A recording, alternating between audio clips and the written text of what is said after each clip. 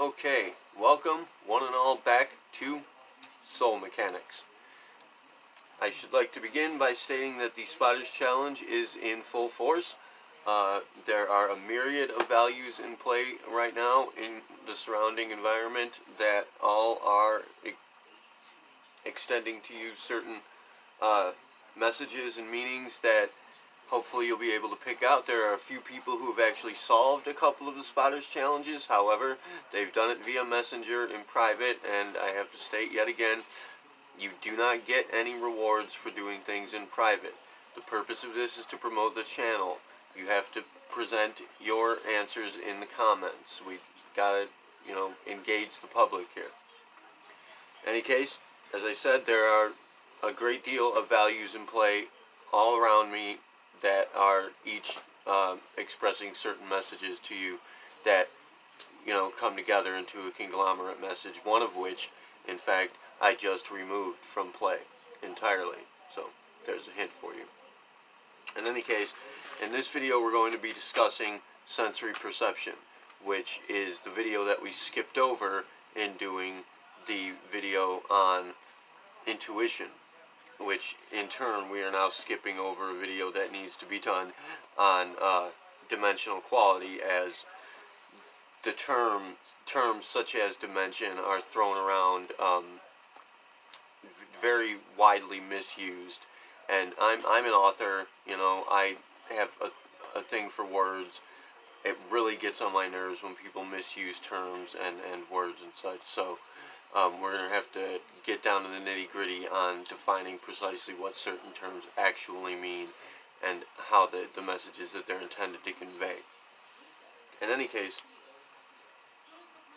as traditional modern education would have you believe, you have 5 senses that govern your sensory perception, correct?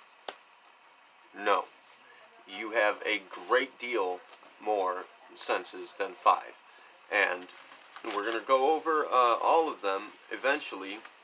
We're going to present 13 in total to correspond with the 13 elementary chakras, which, with the first Anatomy of Identity video, we discussed value, which essentially is love or investment, which then breaks into a divine dichotomy of duality, primarily masculine and feminine.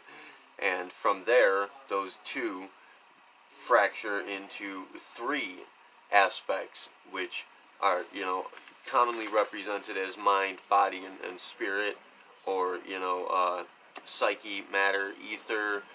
There's so many different variations of this. The New Age modern religions would refer to it as the Father, the Son, the Holy Spirit. Of course, there's psychology, biology, and spirituality. They're all differing sorts of terms used to reference these 3 initial fracturings, these 3 elementary values, which of course come back down to memory, gravity, and relativity, the initial 3 fractured aspects of reality, with the fundamental elements that make up existence itself: memory, gravity, and relativity. Now, while I am going to give you, in this video we're going to discuss your 6th sense, and then in the next video, I managed to free up about 3.5 gigs worth of space, which gives me roundabouts 20 minutes worth of video time here. But just to be safe, in case I start to run over, I'm going to cut it at about 15 to 17 minutes, just to be safe. And if need be, we'll continue on from there in another video. But I'm going to posit that you in fact have 13 primary senses that you make use of regularly. However, I'm also going to posit a sort of paradox wherein I'm going to state very clearly that you in fact only have 1 sense that you actually make use of. And this is the same is going to go for the dimensional quality video, which we'll have to cover next before we go into the remaining 13 senses. But there are 7 primary chakras. We discussed that in earlier videos in the anatomy of identity, we discussed in existence as a high-performance machine, we discussed the 7 primary chakras. There are in fact 13 primary chakras, and I'm certain there are many more that we have yet to find, but as yet we are aware of 13 primary chakras in the bodily system, reaching out to the extremities. And these chakras are in fact physical, biological constructs. They are not any kind of mystical vortexes or any of that nonsense. And in regards to a sixth sense, let's cover the first 5 first. Sight, obviously, you see things. Vibrations come in, and they're processed through the visual cortex in the brain, and of course they're coming at you not only are they coming at you inverted, which again is time moving in reverse or time being inverted, but they are in fact coming at you in scales of gray. You do not actually see color for the most part. Color does not really exist in the real world. Color itself is a kind of an optical illusion that's created by your sense of contrast, which we'll get to later. But sight is going to be you perceiving vibrations in the environment that are coming into your visual cortex. You have scent and taste, which, these two correspond very closely. For example, we know that you can take a bite of an apple while smelling an onion and taste the onion. This is because they are in fact the same sense. They're just operating in 2 different faculties. You have taste buds and you have scent receptors, which pretty much negotiate the same sense, the same sensory perception in by 2 different measures. Touch, again, is going to be, the feeling of the vibration of a thing. You never actually touch anything. It's not possible for you to actually make contact with any other object. There's a force that repels you from actually making direct contact with anything. So you do not ever actually touch anything. However, you do feel the vibration that's coming off of the thing. Sound, obviously, is going to be the vibration itself. You're hearing, you have, whatever it's called in your ear, you have a certain organ that perceives the vibrations. Now, I'm going to posit that these are all, in fact, sound. It's all vibration or frequency related. They're all one sense, and they all come from sound. As I've stated before, currently it seems that our modern scientific view sees everything as being made of light, whereas light, in fact, is made of sound. It's reflection. It's pretty simple if you get to the gist of it, but I mean, it seems convoluted, but if you really get down to it, it's really very simple. In any case, people have posited a lot of other senses that, are kind of redundant, really, like a sense of balance or equilibrioception, a vestibular sense. You do have a sense of balance, of course. That's going to be one of the senses we present, but I mean, it's the way that they go about presenting it is very redundant.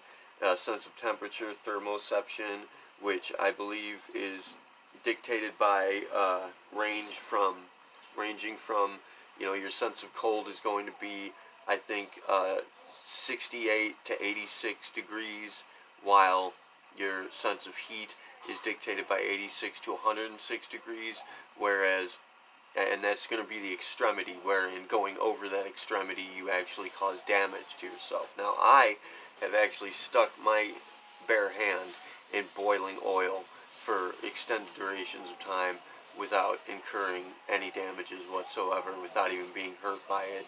And this is because of not only does the activation and maintenance of the Kundalini impulse allow for a certain degree of mind control, personal mind control to be utilized, but that is in fact the measure that is in play there.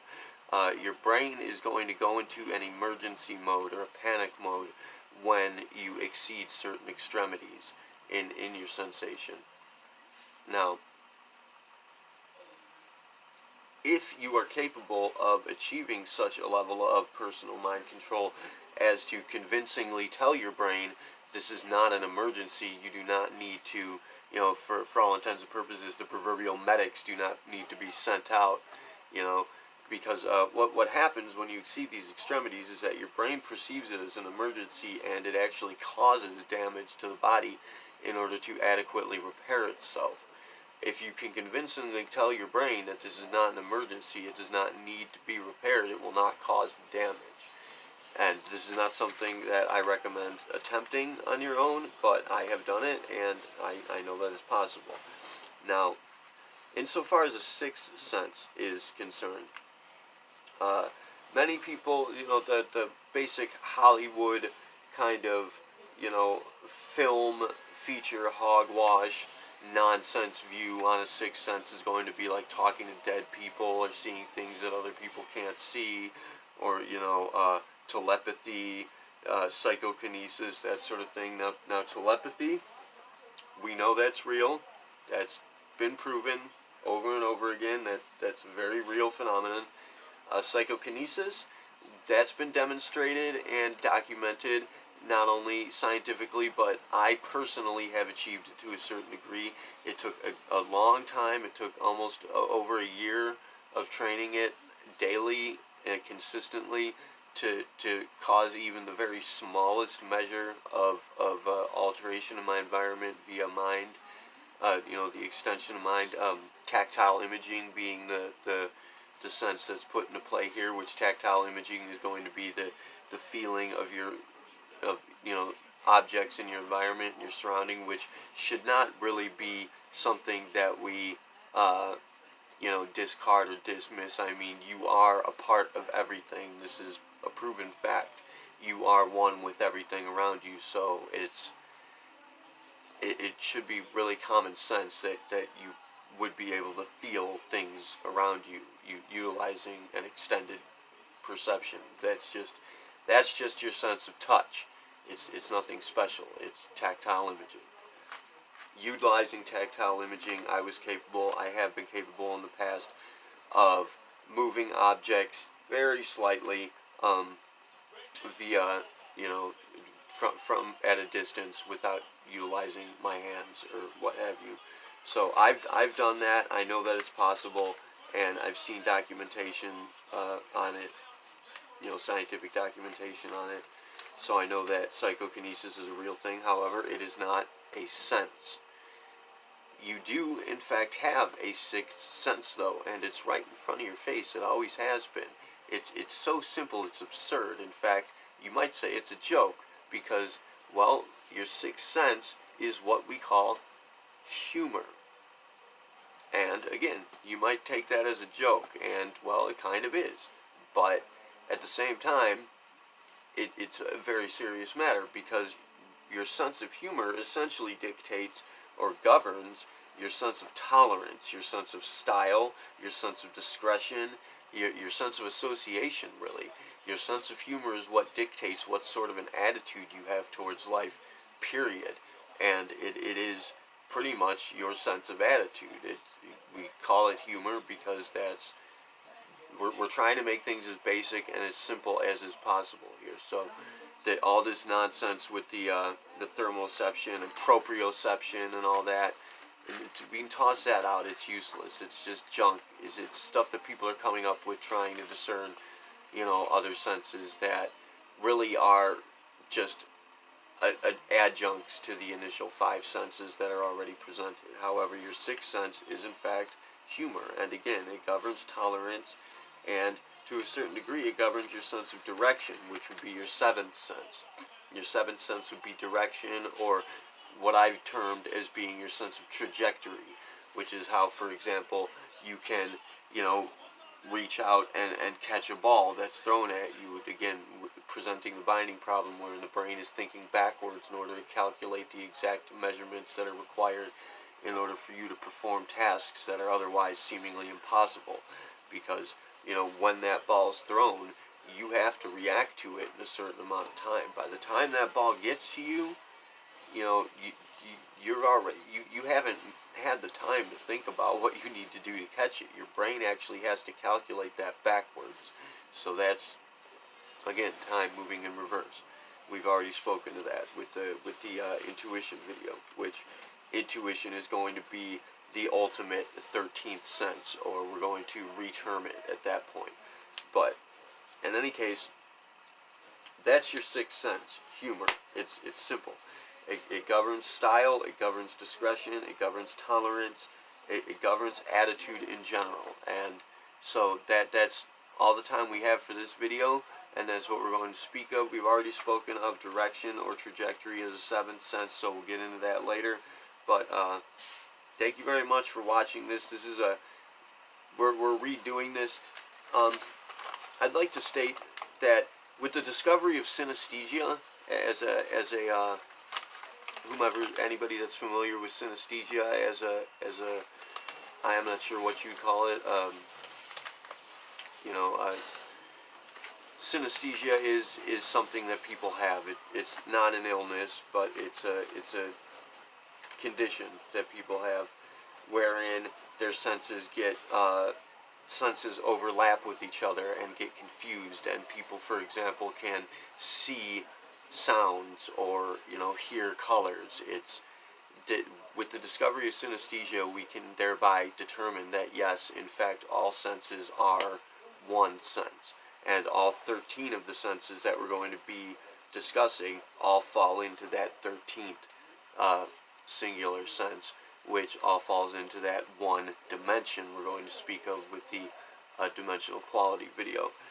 And all of these correspond to the chakra system, which, of course, again, is going to fall into a single chakra. We're going to break this all down. The point of this is to get down to our onlyness factor, to really concretely, etch in the stone this first-person spectacle that we need to be adopting in order to conduct our investigation here.